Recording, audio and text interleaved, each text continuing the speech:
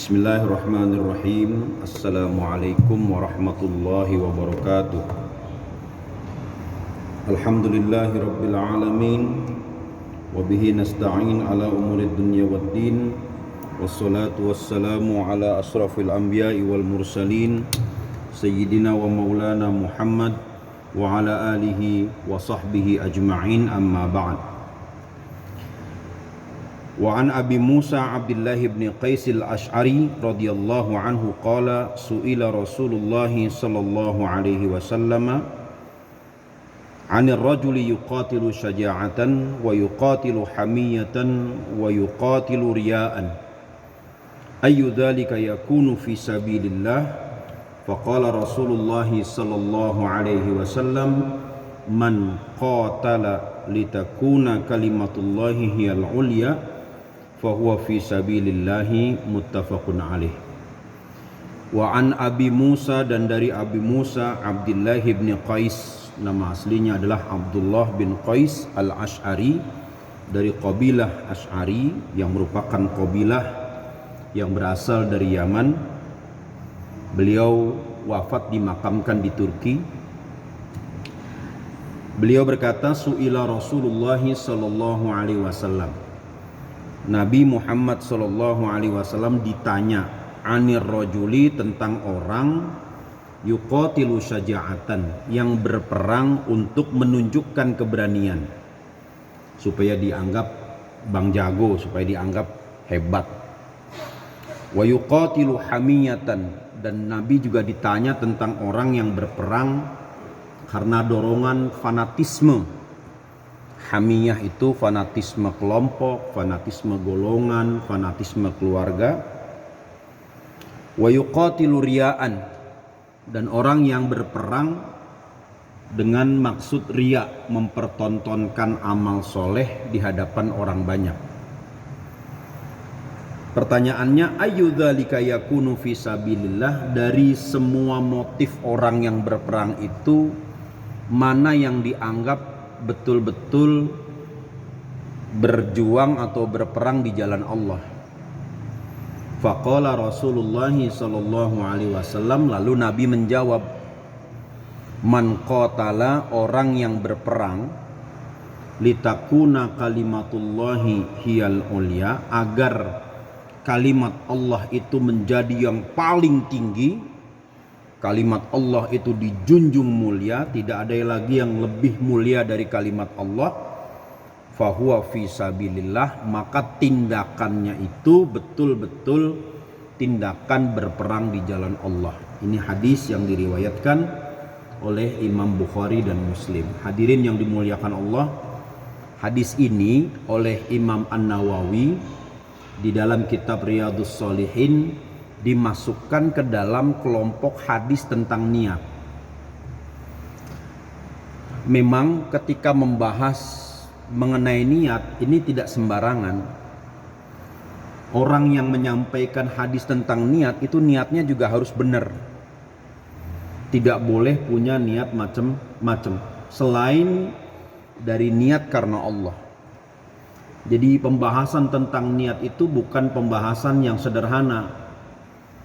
Banyak orang yang mengatakan innamal a'malu binniyat, innamal a'malu binniyat.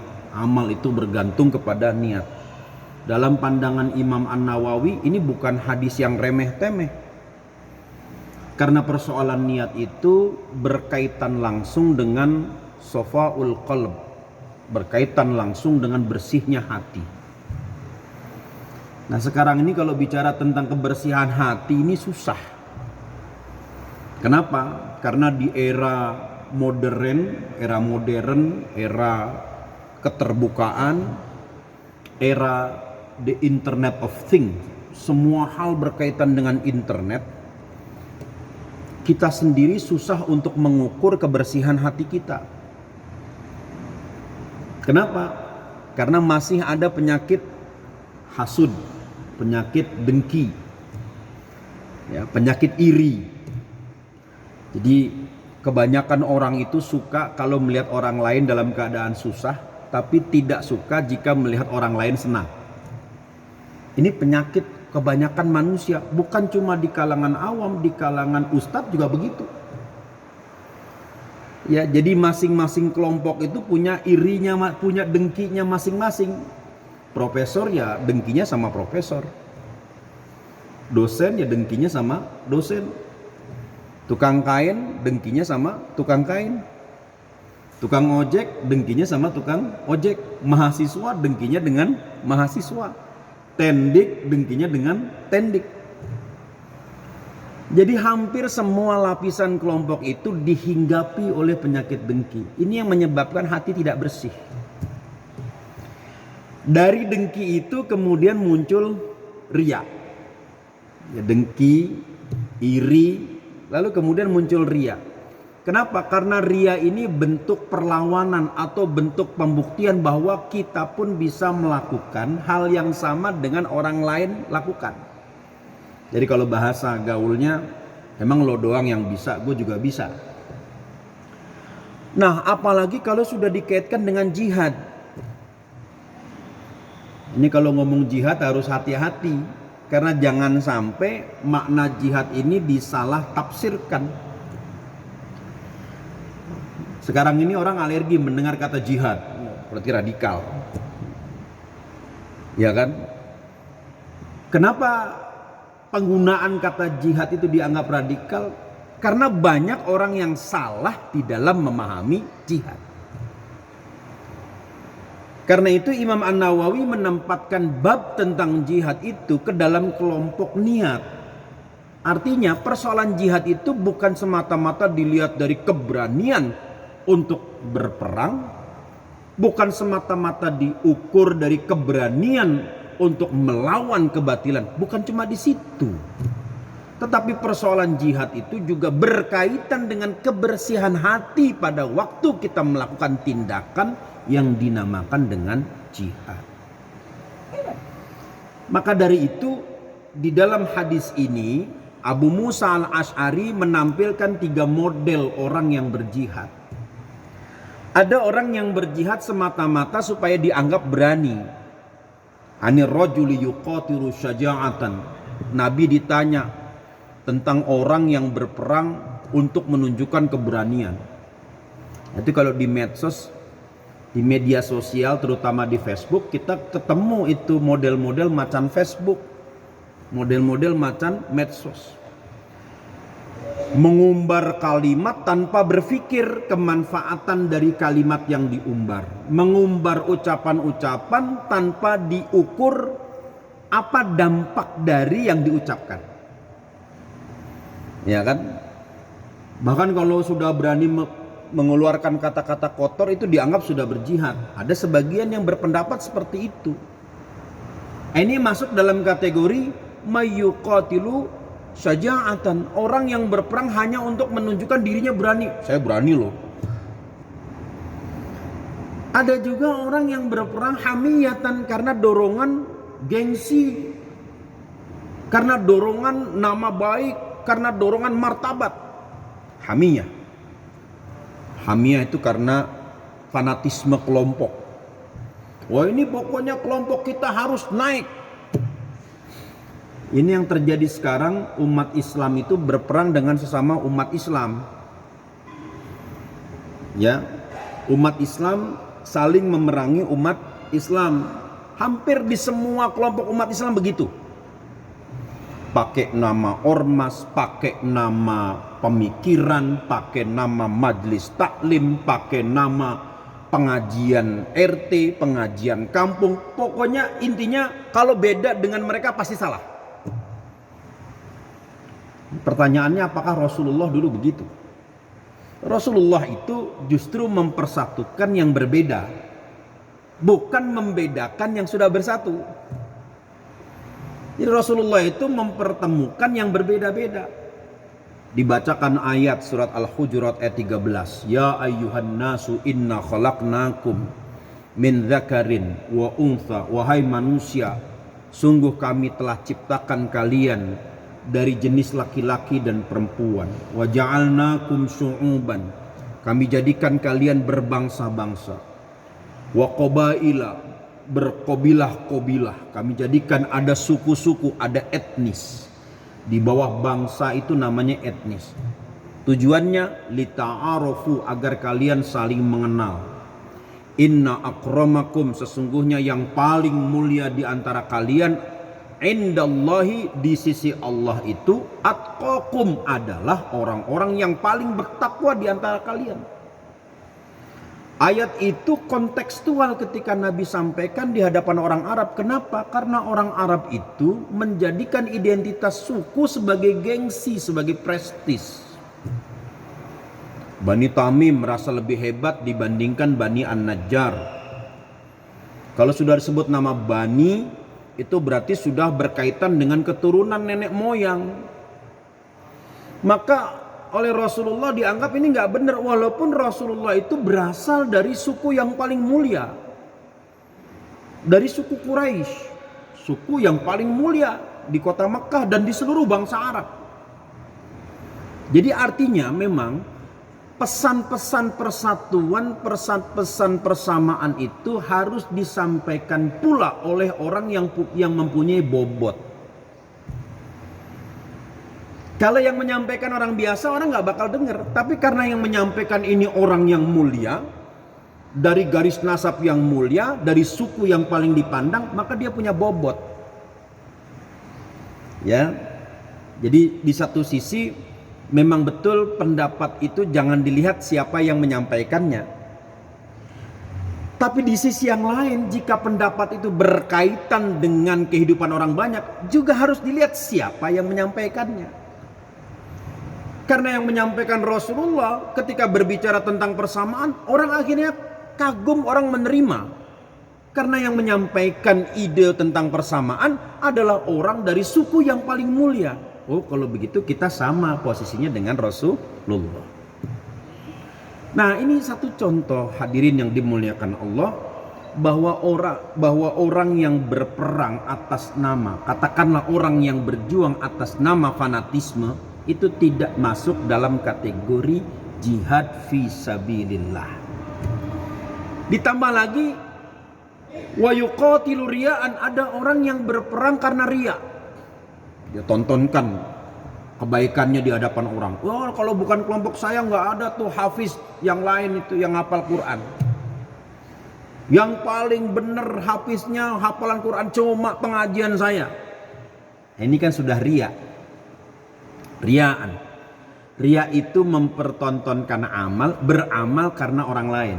Itu namanya riya. Tapi Fudail bin Iyad mengatakan tarkul amali li ajlin nasi riyaan, meninggalkan amal karena orang lain juga riya. Misal ketika kita baca Quran, menunggu datangnya sholat zuhur berjamaah, baca Quran langgamnya pakai langgam Misyari Rasyid, enak kedengeran. Datang teman kita memuji, bacanya enak nih, langsung berhenti, Shadaqallahul azim. Itu sudah riya. Itu sudah riya. Kenapa? Karena dia berhenti sebab pujian orang lain. Bagaimana biar gak riya? Ya teruskan. Ketika dipuji istighfar dulu sebentar, berhenti. Astagfirullahaladzim. Kalau Ali bin Abi Thalib membaca doa, Allahumma la taj'alni malihan indan nasi wa qabihan inda wajhik. Ya Allah, jangan engkau jadikan aku cakep di hadapan orang lain tetapi buruk di hadapanmu ya Allah. Allahumma la taj'alni malihan indan nasi wa qabihan inda wajhik. Ya Allah, jangan engkau jadikan saya kelihatan bagus di hadapan orang lain tetapi di hadapan wajahmu, di hadapanmu aku ini paling jelek. Jangan. Justru kita ini ingin menjadi bagus di hadapan Allah dan bagus di hadapan orang lain. Syukur-syukur itu bonusnya. Jadi meninggalkan amal karena orang termasuk riya. Maka Rasulullah kemudian mengatakan bahwa orang yang berjuang supaya kalimat Allah ini yang tinggi, artinya apa? Dia tidak berbicara tentang reward, tentang hasil yang diperoleh secara pribadi. Yang penting supaya agama Allah ini dimuliakan. Saya nggak apa-apa orang nggak sebut nama saya.